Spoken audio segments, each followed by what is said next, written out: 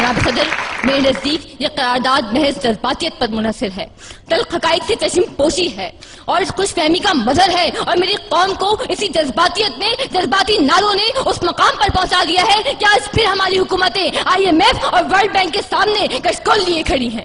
یہ حقیقت ہے، اور حقیقت سے منہ موڑ کر جذباتی باتیں کرنا میرے مخالفین کا طور طریقہ ہو سکتا ہے، مگر میرا نہیں۔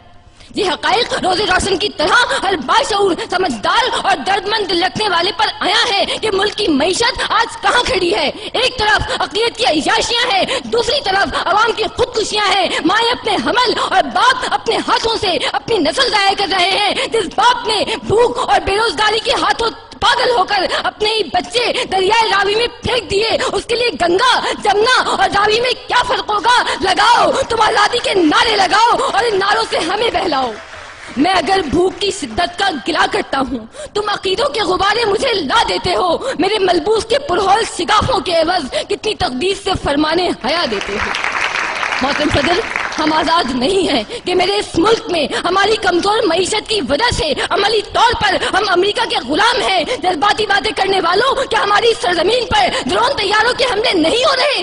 صلاحیت رکھنے کے باوجود ہماری جرت نہیں، ہماری بھوک، ہماری غربت، ہماری کمزور معیشت ان طیاروں کو گرانے سے روکے ہوئے ہے۔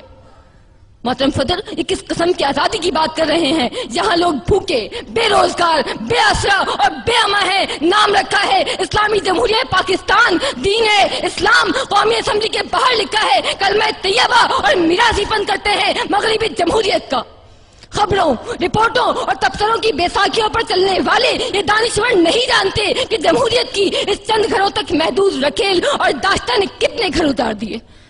محترم صدر، میں قائد ایوان کے سوال کے جواب میں سوال کرتی ہوں کہ کیا ہمیں پاکستان اسی لیے دیا گیا تھا کہ ہم یہ دیکھیں کہ لا قانونیت اور معاشرے کی جڑوں میں تیزاب کی طرح پھیلی ہوئی کرپشن اپنی آخری حدود سے بھی تجاوز کر چکی ہے، ڈینجر زون عبور کر چکی ہے، معمولی سے معمولی اور جائز کام کے لیے بھی دام درکار ہے۔ سماج ایک شفاف منڈی میں تبدیل ہو چکا ہے جہاں قدم قدم پر میرٹ مطلوب ہے، جہاں محکمہ تعلیم جہالت کی تھوک منڈی ہے، جہاں عدالتوں میں انصاف ملتا ہے، جہاں قانون ساز قانون کی بوٹیاں نوچنے میں فخر محسوس کرتے ہیں، اور جہاں عوام اور اقتدار دو مختلف بلکہ متضاد قوتوں کا نام ہے۔